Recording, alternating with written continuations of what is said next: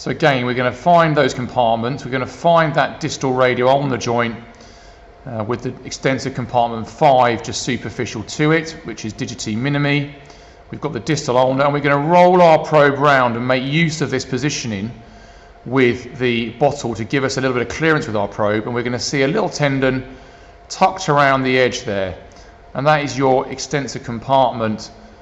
6, and that is your extensor carpi ulnaris, and you can follow that from its muscular tendinous component all the way down through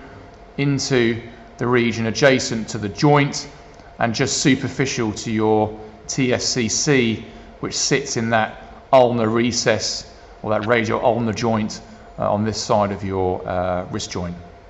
Okay.